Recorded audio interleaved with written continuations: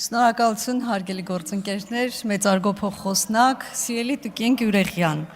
Ես առաջարկում եմ դուք հորդորեք մեր քաղաքացիներին, որ մեզ ընտրեն, մենք վերընտրվենք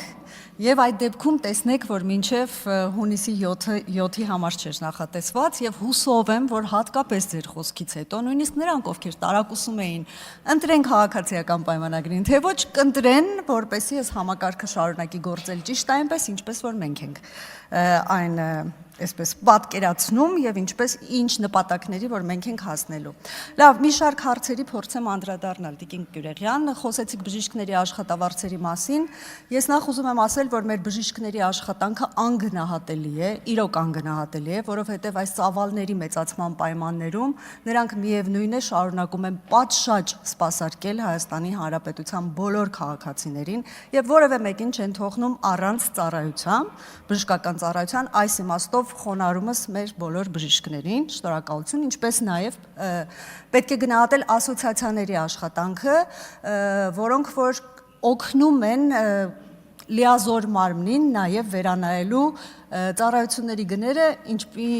խնդիր է սա, որը որ դուք բարձրացրեցիք, բայց ես ձեզ ասեմ, որ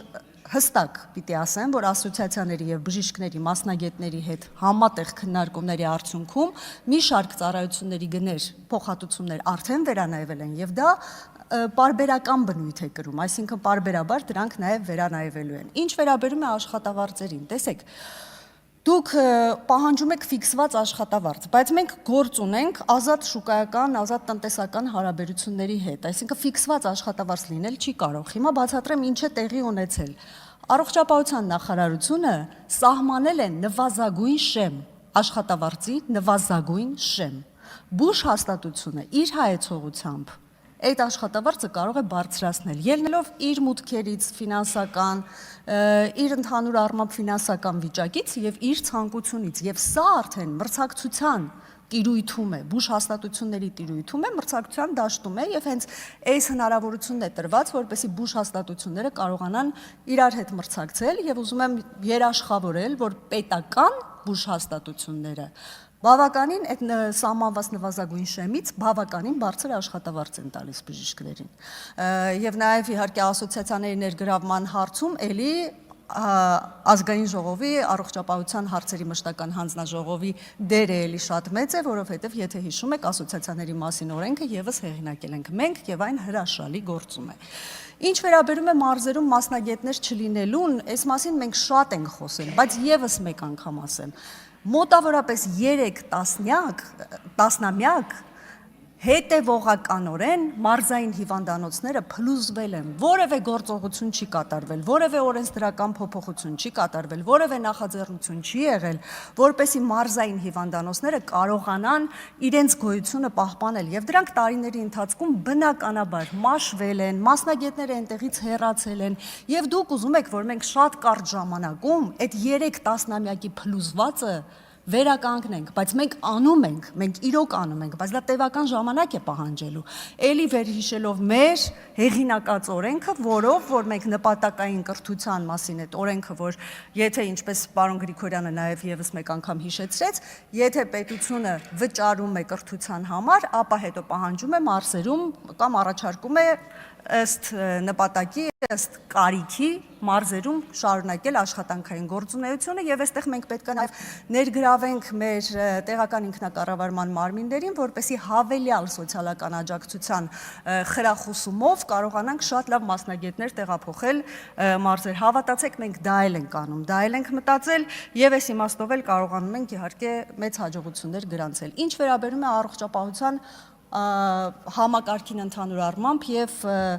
առողջության ապահովագրությանը։ Նախ պարոն Աղազարյանի հարցին այս հարցը շատ է քննարկվել, բայց եւս մեկ անգամ անդրադառնանք դրան։ Այո, քննարկվել է նաեւ այն մոդելը, որ կարող են